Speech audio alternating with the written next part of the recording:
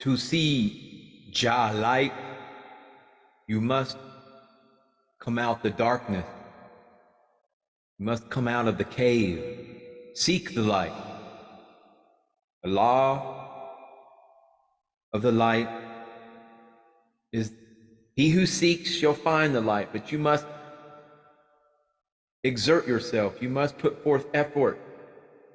The light of Jah is the Irit, the spirit of Jah, God, source, that guides I and rises I toward oneness with Jah, with source. It is there for everyone, but most refuse it. Most not interested in the Irit, the spirit of Jah, of source, of connecting with source, with the light. They're not perhaps they're not so much interested. Perhaps they're just so distracted. But if you can muster within your human matrix, if you can begin to put forth the thought, ramp up the voltage of the electricity of your thinking, your energy, and you begin to put some feeling behind it, some magnetism from your heart, the king of the organs, your heart matrix, as you begin to fire up, speak your truth, throat chakra, put some energy out, have it going with your crown chakra, getting the thoughts, the energies going. Yeah, I know, I'm crazy. Magnetism, put some emotion behind it. That's the law of attraction. You will attract the golden path. You will attract the new earth. You will attract abundance. You will attract the light of source, because it is the law of attraction. It simply is as real as anything that we could agree upon. How you hold your attention, consciously or unconsciously, is very, very important, because it draws to you exactly what you focus upon. For example, the longer you hold on to the unconscious belief, I'm not okay, I'm not okay, I am not okay, the more it continues to grow and affect your daily life. It continues to be fed by the law of attraction. And it continues to be experienced in your reality as your reality. You so strongly don't want this painful thing to happen again that you hold it out in your future and paste a big red flag on it that says danger. Danger, Will Robinson. Remember, the law of attraction does not distinguish between what you want and what you don't. It simply gives to you what you hold your attention upon. It is as simple and elementary as that, my dear Watson. It cannot be stressed enough. If your reaction, your emotion is energy in motion, emotion. If your reaction, your heartfelt emotional reaction to a thought is strong, the magnetic charge behind it increases. If your reaction is negative, it may result in an angry outburst that you later regret. Or you may withdraw, allowing that destructive energy to build inside of you, causing dis-ease, disease. If your reaction is positive, amused, pleased, neutral, for example, your mental, emotional, and physical bodies will be at ease, and you will have a sense of well-being. Changing how you feel changes everything. If you choose to think higher thoughts and feel lighter emotions, you will raise your vibration.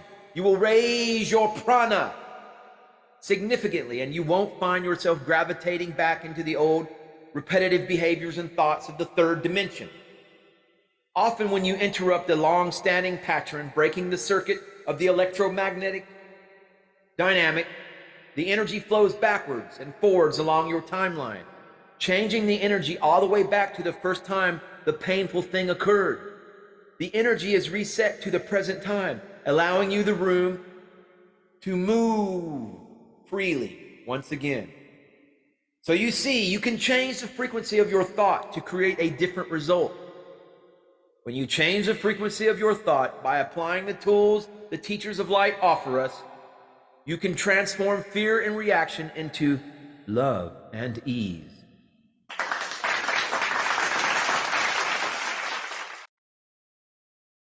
essentially with the understanding of the electricity of thought, thinking. Your thoughts are energy. Your emotions are energy of another variety, but magnetic energy that works with the electricity of the thought, of the brain. But once this begins to work in tandem, you begin to alter the harmonics of matter, of your dimensional experience, reality. Altering the harmonics of matter is not complicated. But to do this successfully, it is essential to understand and master changing the frequency of thought, learning to observe without reacting, and allowing your feelings to be more fluid and a higher vibration, and to percolate at a higher vibration is necessary to this entire process. You must become a master of your thoughts, your emotions, and the blending thereof. Let's start simply. Thoughts have density. Once dense enough, thoughts materialize. If you are continuously holding negative thoughts, soon they will become dense and drop into matter, to this third dimension. Often these densified thoughts show up in the world of form as physical illness or emotional, mental imbalance. Other times they appear as uncomfortable events or situations. Therefore, changing those thought forms is the first step in altering the harmonics of matter. Changing the harmonics of matter requires changing the frequency or tone of thought.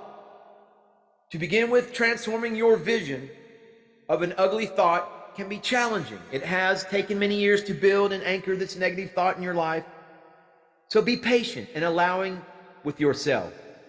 Have patience. Have an awareness, have an excitement about this new laboratory of life that you've entered upon, this new experiment with these new tools that you're being provided by the teachers of light. Notice how you speak and the words you choose to use in conversation with others. Words are spells.